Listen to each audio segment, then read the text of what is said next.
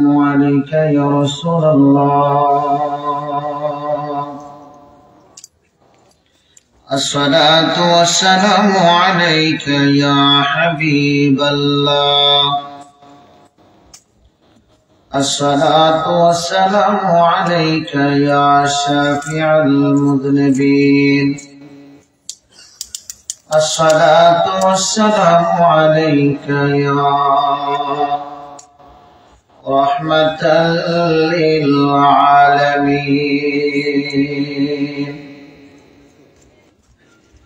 الحمد لله نحمده ونستعينه ونستغفره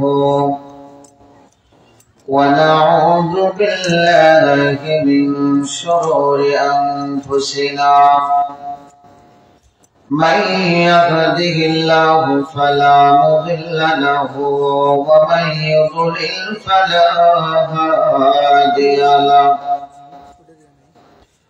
ونشهد أن لا إله إلا الله وحده لا شريك له. ونشهد أن سيدنا وحبيبنا ومولانا محمدا عبده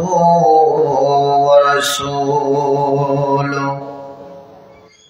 صلى الله عليه وسلم، الذي أرسله بالحق بشيرا ونذيرا وداعيا إلى الله بإذنه وسراجا وقمرا منيرا.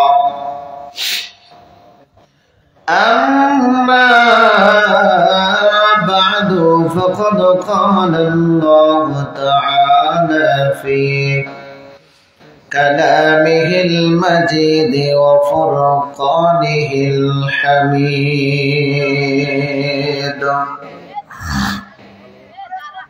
أعوذ بالله من الشيطان الرجيم. بسم الله الرحمن الرحيم.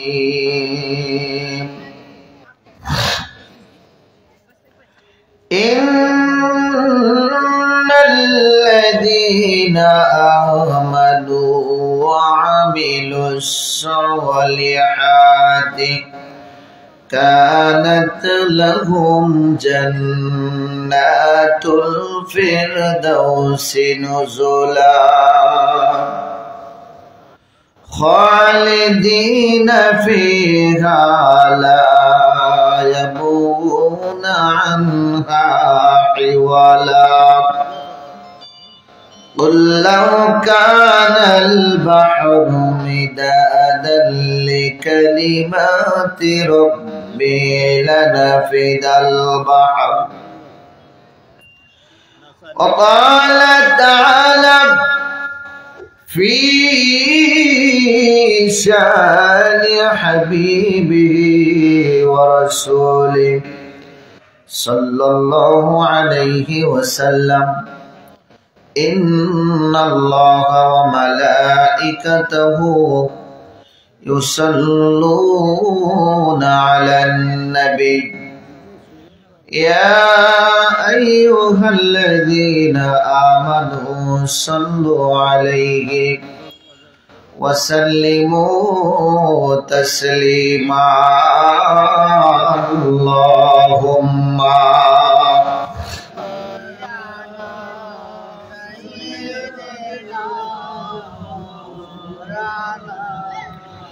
وعلى آل سيدنا مولانا محمد. اللهم صل على مولانا محمد وعلى آله একটু আগে এসে বসা যায় না? একটু সামনের দিকে আগে আসেন, মানে পিছনে হয়ে গেছে বেশি, একটু আগে আসেন। মোহাব্বতে আওয়াজ দিয়ে পড়ি আল্লাহুম্মা সাল্লি আলা মাওলানা মুহাম্মদ ওয়া আলা আলিহি।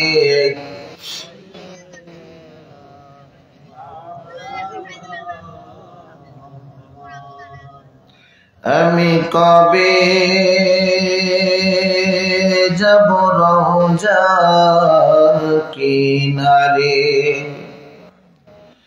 রওজার পাশে গিয়ে আমি দেখিব নয়ন ভরে, রওজার পাশে গিয়ে আমি দেখিব নয়ন ভরে। আমি কবে যাব রওজার কিনারে, আমি কবে যাব রওজার কিনারে। আল্লাহুম্মা সাল্লি আলা মাওলানা মুহাম্মদ ওয়া আলা আলিহি।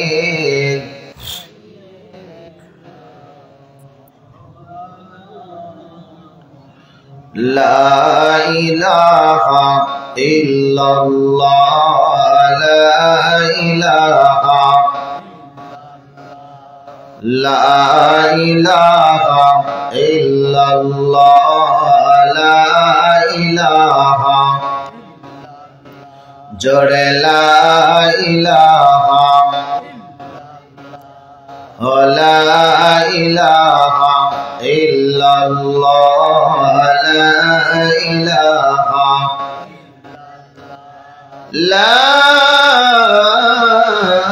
ইলাহা ইল্লাল্লাহ মুহাম্মাদুর রাসূলুল্লাহ সাল্লাল্লাহু আলাইহি ওয়াসাল্লাম। নূরে রওজা সুন্নি হাফিজিয়া ও ফুরকানিয়া মাদ্রাসা, বড় হরিশপুর, চেয়ারম্যান পাড়া, নাটোর।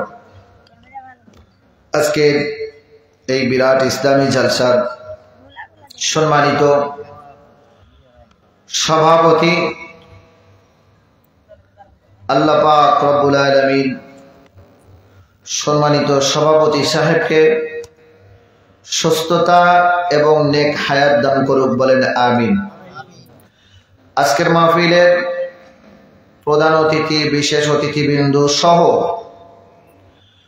আল্লাহ পাক রব্বুল আলামিন যাদেরকে মাহফিলে কবুল করেছেন এবং দাওয়াত করা হয়েছে, যারা এসেছেন আসবেন, আল্লাহ পাক সকলকে কবুল করুক, বলেন আমিন।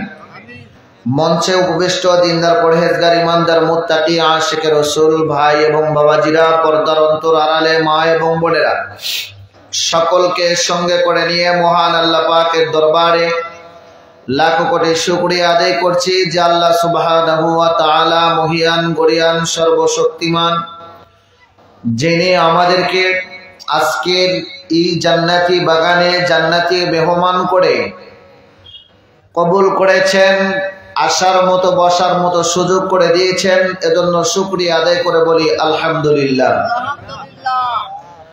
শতকোটি দরুদ সরকারে দো আলম আকা নামদারে তাজদারি মদিনা, যাকে সৃষ্টি না করলে আল্লাহ সুবহানাহু ওয়া তাআলা কুল কায়নাতের কোনো কিছুই সৃষ্টি করতেন না, সেই নবীজির প্রতি দরুদ ও সালাম পেশ করি, সকলে পড়ে সাল্লাল্লাহু আলাইহি ওয়াসাল্লাম। সম্মানিত হাজিরিন, পরিস্থিতি অনুকূলে, পরিস্থিতির কারণে মনে কষ্ট রাখতে নাই, ঠিক কিনা? পরিস্থিতি যেমনই হোক, মাদ্রাসা চালু হয়েছে, এটা কি বন্ধ হয়ে যাবে? বন্ধ হবে? আপনারা কি চান যে বন্ধ হয়ে যাক? সত্যই চান না? এই মাদ্রাসা চলুক, এটার পক্ষে আপনারা তো? থাকবেন তো ইনশাআল্লাহ? এই মাদ্রাসার পক্ষে আছেন তো? মাদ্রাসা নবীর ঘর, ঠিক কিনা? মাদ্রাসা যেখানে কোরআন শিক্ষা দেওয়া হয়। এছাড়াও এই প্রতিষ্ঠানে অর্থাৎ এই মাদ্রাসাতে অন্য কোনো শিক্ষা দেওয়া হয় নাকি শুধু কোরআনের শিক্ষাটাই দেওয়া হয়? কথা বলেন। জানেন আপনারা সামথিং কিছু ওই যাতে নামটা সই করতে পারে এরকম নাকি? সামথিং বাংলা, কিন্তু মূলত এখানে কোরআন শিক্ষা, ঠিক কিনা? কোরআন শিক্ষা যেখানে দেওয়া হয় সেই জায়গাটা কি ভালো না খারাপ? কথা বলবেন, ভালো না খারাপ? একটা বালিশ চাইছিলাম। তো খেয়াল করেন, যেখানে কোরআন শিক্ষা দেওয়া হয়, প্রতিষ্ঠান ছোট হোক বড় হোক, যেখানেই হোক, সেই প্রতিষ্ঠানের সাথে আমরা আসি, থাকবো ইনশাআল্লাহ। সেই লক্ষ্যে দু একটি কথা বলতে চাই। এই নাটোরের মধ্যে অসংখ্য মাদ্রাসা আছে, আছে না? অসংখ্য মাদ্রাসা আছে। তো অসংখ্য মাদ্রাসার মধ্য থেকে এই গ্রামে, এই অর্থাৎ এই চেয়ারম্যান পাড়া, এই পাড়াতে, এই মহল্লাতে কয়টা মাদ্রাসা? একটু কথা বলবেন। একটাই। এখানে যারা আছেন এই মহল্লারই তো নাকি সবাই? হয়তো দুই একজন বাইরে থাকতে পারেন, কিন্তু বেশিরভাগ আমরা যারা আছি সবাই এই মহল্লারই। তো আমাদের মনের ভিতরে, আমাদের মাথার ভিতরে, চিন্তার মধ্যে কখনো কি এরকম এসেছে যে এই প্রতিষ্ঠানটা আমাদের জন্য আল্লাহ পাকের একটা রহমত? হ্যাঁ,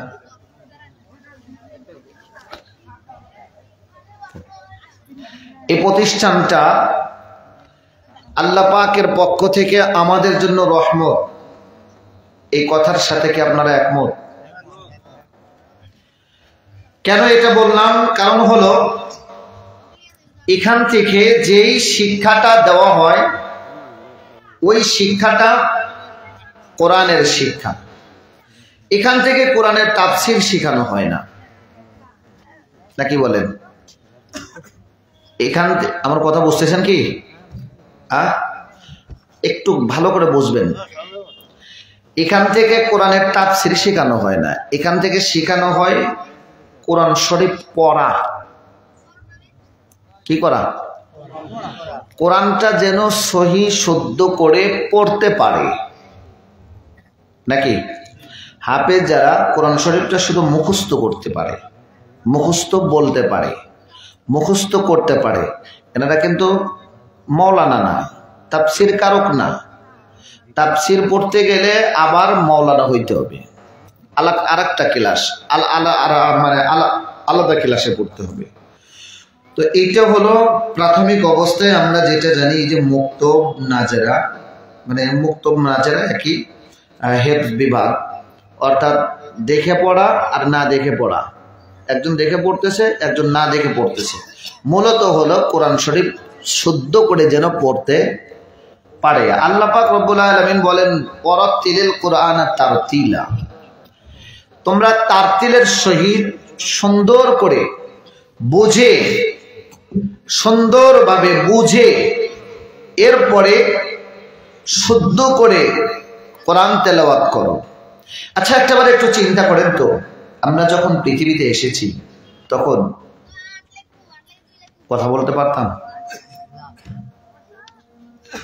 দাদু ভাইরা একটু আগে আসলে ভালো হতো, একটু আগে আসেন। মানে এমন ভাবে বসা হয়েছে মনে হয় যেন আপনাদের সাথে আমার জমা জমি নিয়ে বাধা আছে, তো কাজ বিলে গেলে যদি জমি দেওয়া লাগে।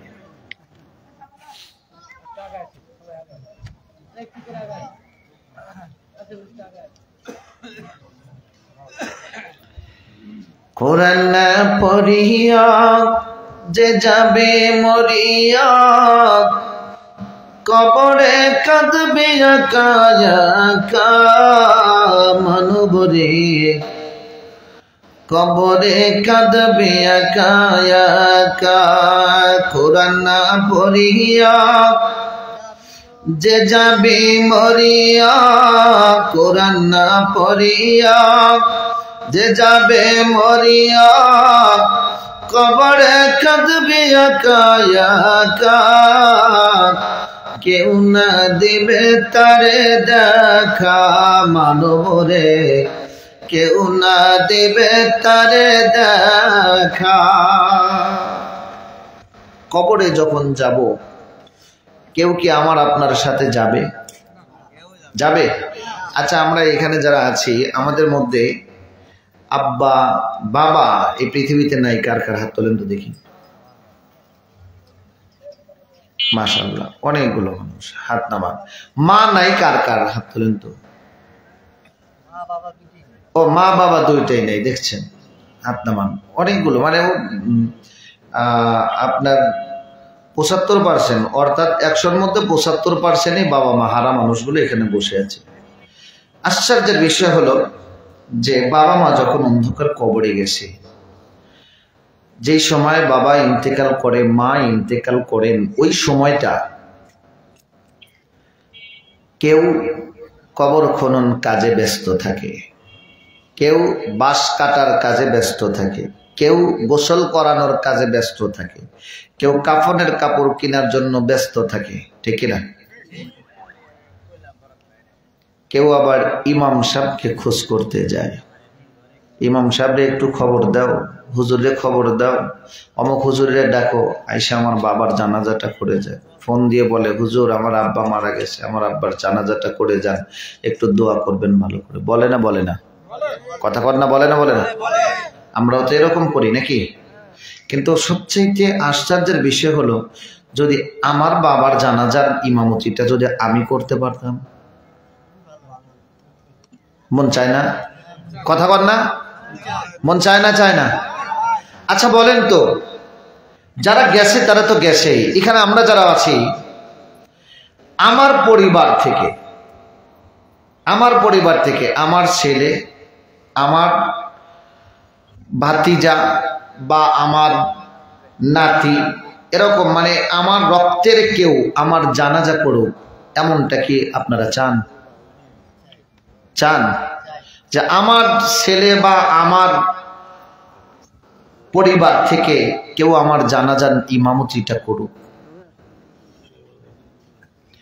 কত বড় ভাগ্য দেখেন একজন হুজুর হইলে এলাকার মানুষ অসংখ্য মানুষ আছে তারা ওসিয়ত করে হুজুর আমার জানাজার ইমামতিটা আপনি করবেন করে না এরকম করে হুজুর আমার জানাজার ইমামতিটা আপনি করবেন অমুকে বলে হুজুর আমার জানাজার ইমামতিটা আপনি করবেন মরার আগেই ওসিয়ত করে যায় কেন করে যায় একজন হুজুরের উপরে একটু বিশ্বাস আস্থা একজনের থাকে তো সেখানে যদি আমার ছেলে যদি আমার জানাজার ইমামতি করে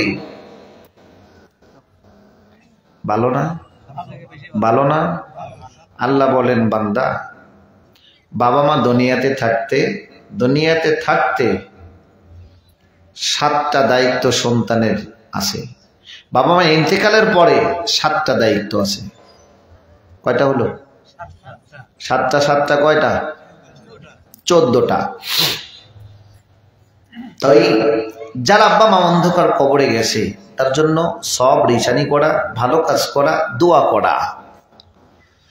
দোয়াটা আল্লাহ শিখিয়ে দিয়েছেন এই দোয়াটা ব্যাখ্যা 2 রকম ভাবে আসছে ইন্তেকালের পরেও দোয়া হবে বেঁচে থাকতেও দোয়া হবে বাবা মা কথা শুনতেছে না দেখা যাচ্ছে যে বাবা মা নির্যাতন করতেছে অনেক সময় অনেক রকম পারিবারিক প্রবলেম হয় তো সেই ক্ষেত্রে বাবা মার প্রতি আপনি রাগান্বিত হবেন না কি করবেন আল্লাহ তাআলা শিখিয়ে দিয়েছেন বান্দা তোমরা বাবা মার প্রতি রাগ করো না বাবা মাকে কষ্ট দিও না কষ্ট না দিয়ে তোমরা ধৈর্য ধারণ করো আমি আল্লাহর কাছে সাহায্য চাও আমি আল্লাহর কাছে দোয়া করো আল্লাহ রব্বি রাহমহুমা কামা রব্বায়ানি সগীরা আল্লাহ আমার পিতা মাতার প্রতি ইহসান করেন দয়া করেন মায়া করেন আল্লাহ পাক রব্বুল আলামিন তাদের প্রতি ইহসান করবেন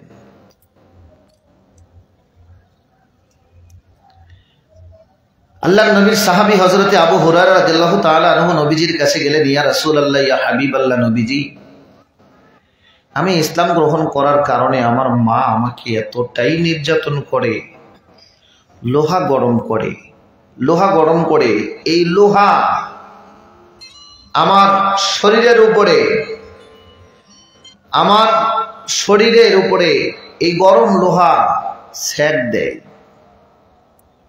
গরম লোহা লাগায়, আমার শরীর পুড়ে ছারখার হয়ে যায়, ফোসা পড়ে যায়। হুজুর, কত দাগ পড়ে গেছে। মা আমার প্রতি খুবই নির্যাতন করে, খুবই নির্দয় আচরণ করে। আল্লাহর নবী সরকারি দু আলম নবী রাহমাতাল লিল আলামিন দয়ার সাগর নবী আমার ডেকে বলে, আবু হুরায়রা, তুমি কি তোমার মার বিরুদ্ধে নালিশ জানাচ্ছ? আবু হুরায়রা, তুমি কি তোমার মার বিরুদ্ধে বিচার নিয়ে এসেছো? আবু হুরায়রা, তুমি কি তোমার মার বিরুদ্ধে বিচার দেওয়ার জন্য আমি নবীর দরবারে এসেছো? আবু হুরায়রা চোখের পানি ফেলে দিয়ে কান্দার দেখে বলে, মার নবী গো, ওগো রাহমাতাল লিল আলামিন দয়ার সাগর নবীজি, আমি আমার মার বিরুদ্ধে নালিশ দেওয়ার জন্য আসি নাই, মার বিরুদ্ধে অভিযোগ দেওয়ার জন্য আসি নাই, বিচার নিয়ে আসি নাই। আল্লাহর নবী বলেন, আবু হুরায়রা, তাহলে কেন এসেছো? কি জন্য মায়ের কথা বলতেছো? আবু হুরায়রা বলে, হুজুর, আমি এই জন্য বলছি কারণ আমি জানি আপনি নবী দোয়া করলে আল্লাহ দোয়া কবুল করে নেয়। আল্লাহর নবী রাহমাতাল লিল আলামিন দয়ার সাগর নবীজির সাহাবী হযরত আনাস রাদিয়াল্লাহু তাআলা আনহু, তিনি ছিলেন নবীজির খাদিম। আর নবীজি যাকে খাদেম হিসেবে নিযুক্ত করেছেন, যাকে সাহাবারা খাদেমের রাসূল বলে ডাকতো, রাসূলের খাদেম বলে ডাকতো, আল্লাহর নবীজির সাহাবী হযরত আনাস রাদিয়াল্লাহু তাআলা আনহু আমার দয়াল নবীজির কাছে 10 বছর বয়সে আগমন করলেন, নবীজির খেদমত করলেন, বাকি জীবনটা নবীজির কদমে কাটায় দিলেন। হযরত আনাসের অবস্থা ছিল এমন, সকালবেলা নবীজির দরবারে আসতো, সারাদিন নবীজির সাথে থাকতো, নবীজির খেদমত করতো, নবীজির খেদমত করে রাতের বেলা, রাত যখন হইতো, বেশি পরিমাণ রাত হয়ে যাইত, গভীর রাতে বাড়িতে চলে যাইত, বিছানায় যাইয়া পিঠে বিছানার সাথে পিঠটা লাগায় দিয়ে ডুকরে ডুকরে কাঁদতো। হযরত আনাস রাদিয়াল্লাহু তাআলা আনহুর মা, তিনি অবস্থাটা বুঝতে পারলেন, কি ব্যাপার, ঘরের ভিতর থেকে কান্নার আওয়াজ পাওয়া যায়, কারণ সন্তান বাইরে থেকে আসলে মা জানতে পারে কি পারে না? কথা কোন পারে কি পারে না? সন্তান বাইরে থাকলে মা বুঝতে পারে। আর আজকে বর্তমান প্রেক্ষাপটের মায়েরা, বাবারা, অভিভাবকরা সন্তানদেরকে দিনের বেলায় ঘরে আটকায় রাখে, রাতের বেলায় ছেড়ে দেয়। রাতের বেলা কোথায় যায়? অশ্লীল কাজকর্মের সাথে জড়া যায়। একটা বারের জন্য খবর নেয় না। 2 দিন, 5 দিন, 10 দিন, কিছুদিন চলতে চলতে যখন তার কাছে বিচার নিয়ে আসে, তখন বিভিন্ন রকম সমস্যা তৈরি হয়ে যায়। কথা বলেন ঠিক কিনা? আমার ছেলে এমন করতেই পারে না, আমার মেয়ে এমন করতেই পারে না, ঠিক কিনা? সোনার ভাইরা আমার, বাপজিরা আমার, গভীর মনোযোগ। অসংখ্য মানুষ রাস্তা দিয়ে চলাচল করে। আমি বগুড়াতে অবস্থান করি, বগুড়াতে আমার বাসা। আমি মাহফিল করে রাতের বেলা যখন বগুড়াতে যাই, 2 মাস ছিলাম বগুড়া মহিলা কলেজের পাশে। আমি যখন মাহফিল করে বাসার দিকে যাইতাম, অনেক রাতের বেলা, অনেক রাত্রে মাহফিল করতে যাওয়ার সময় পথে দেখতাম যুবক আর যুবতীরা কিভাবে নীলাকীর্তি করে বেড়াচ্ছে। এই খবরগুলো বাবা মার কাছে নাই, কিন্তু বাবা মা জানে আমার মেয়ে কোথায়। বাড়ি থেকে বের হয়েছে, আমার ছেলে বাড়ি থেকে বের হয়েছে, কখন গেছে কখন আসছে কোনো খোঁজ খবর নাই। যদি খবর নিত, ব্যাপার কি রাতের বেলা কেন আমার মেয়ে, যুবতী মেয়ে অর্ধ উলঙ্গ অবস্থায় শর্টকাট পোশাক পরে রাস্তায় বের হইতেছে, কারণ কি, যাইতেছে কোথায়? কোন রকম কোন খোঁজ নিল না। সম্মানিত হাজিরিন, ছোট্ট একটা কথা বলে দিয়ে যাই নাটোরবাসীদের কাছে। ছোটবেলায় মাদ্রাসায় ভর্তি হলাম, মাদ্রাসা থেকে বাড়িতে আসতাম মাঝে মাঝে, যখন ছুটির মধ্যে বাড়িতে আসতাম, বাড়িতে আসার পরে অনেক সময় দেখা যাইতো জামা খুলে হয়তো গেঞ্জি পরেই বাড়ি থেকে বের হতাম। আব্বা অনেক রাগারাগি করতো, অনেক রাগ করতো, কি ব্যাপার পাঞ্জাবি সারা বের হয়েছে। তখন তো পারতাম না, খুব গোপনে, যদিও বাড়ির আশেপাশে যাইতাম, আমার গ্রামের মধ্যে আমি কখনো গেঞ্জি গায়ে দিয়ে ঘুরে বেড়াই না। এখনো যদি হঠাৎ কোনো কারণবশত বাড়ি মাঠের মধ্যে বাড়ি, এখন দেখা গেল পাঞ্জাবিটা পরছি, টুপি হাতে আছে, আমার আব্বার চোখে পড়ার সাথে সাথে বলে টুপি কই। আমি বলতে চাই এইরকম ভাবে যদি প্রত্যেকটা অভিভাবকরা যদি এমন ভাবে যদি তদন্ত করে, তো তুমি যাইতেছো কোথায়, তুমি যেই কাজে যাও না কেন, এই যে রাতের বেলায় বের হচ্ছ, তোমার পোশাকের ধরনটা এমন কেন? তাহলে কোন নারী পুরুষ, কোন যুবক যুবতী আজকে রাস্তায় বের হইতে পারতো না। কথা বলেন ঠিক কিনা? অথচ এই বাংলার জমিন 98% মুসলমানের জমিন। কথা বলেন ঠিক কিনা? এই জমিনে ইসলাম নিয়ে এসেছে ওলি আল্লাহরা, ওলি আল্লাহরা ইসলাম নিয়ে এসেছে, ইসলাম প্রতিষ্ঠিত করেছে ওলি আল্লাহরা, ইসলাম প্রতিষ্ঠিত করে তাদের তাজা রক্ত এই বাংলার জমিনে ঢেলে দিয়ে তারা জমিনের মধ্যে ঘুমিয়ে পড়েছে। হযরতে শাহজালাল আমিনী রহমাতুল্লাহি আলাইহি, হযরতে শাহ মখদুম রূপস, হযরতে শাহ মখদুম দৌলত, হযরতে শাহ শরীফ জিন্দানি সহ অসংখ্য ওলি আউলিয়া کرام এই বাংলার জমিনে ইসলাম প্রতিষ্ঠিত করে তাদের তাজা রক্ত ঢেলে দিয়ে এই জমিনের মধ্যে শুয়ে আছে। সোনার ভাইরা আমার, বাপজিরা আমার, এই বাংলার জমিনে একবার নয় দুইবার স্বাধীন করলো, কিন্তু দুইবার স্বাধীন করার পরেও এই বাংলার জমিনে 98% মুসলমানের দেশে আজও পর্যন্ত কোরআন আর কোরআনওয়ালারা নিরাপদ রইল না।